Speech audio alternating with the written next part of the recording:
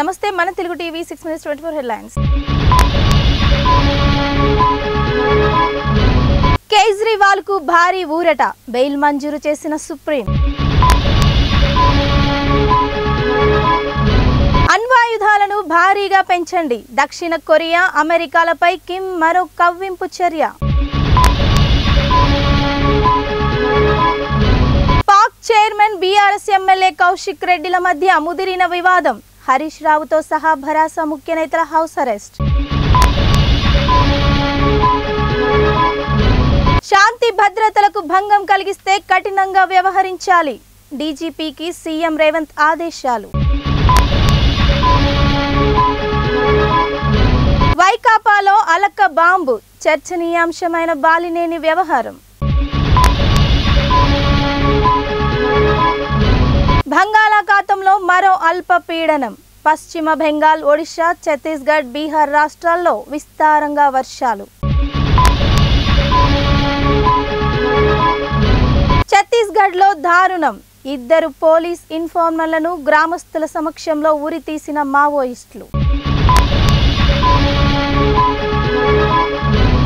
దేశ ప్రజలకు మోడీ సర్కార్ శుభవార్త, ఇక ధనిక పేద అనే తేడా లేకుండా అందరికీ సీనియర్ సిటిజన్ ప్రధానమంత్రి జన్ ఆరోగ్య యోజన ఆయుష్మాన్ భారత్ వర్తింపు.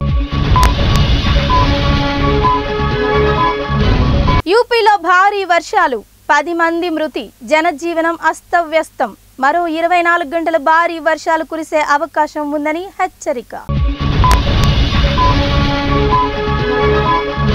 ఉత్తరాఖండ్లో భారీ వర్షాలు, కేదార్నాథ్లో చిక్కుకున్న తెలుగు యాత్రికులు.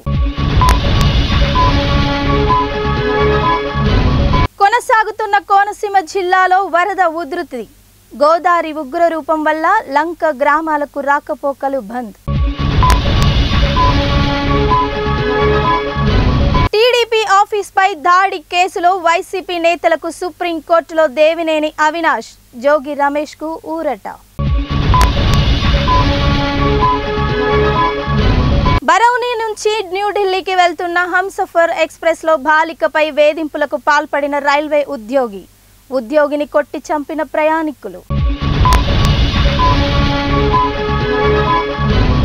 మహారాష్ట్రలోని థానే జిల్లా అంబర్నాథ్లోని రసాయన పరిశ్రమలో గ్యాస్ లీక్, కళ్ళల్లో మంట, గొంతు నొప్పితో అల్లాడుతున్న ప్రజలు.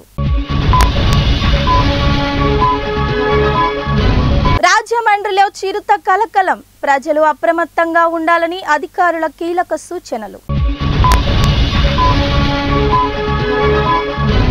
ట్యాంక్ బండ్పై నిమజ్జనం లేదు, ఎన్టీఆర్ మార్గ్, నెక్లెస్ రోడ్లో నిమజ్జన ఏర్పాట్లు జరుగుతున్నాయని హైదరాబాద్ సిపి ప్రకటన. పశ్చిమ బెంగాల్ గవర్నర్ సివి ఆనంద్ బోస్ ముఖ్యమంత్రి మమతా బెనర్జీపై తీవ్ర స్థాయిలో విమర్శలు, సీఎం మమతాని సామాజిక బహిష్కరణ చేస్తానని బెంగాల్ గవర్నర్ ప్రమాణం.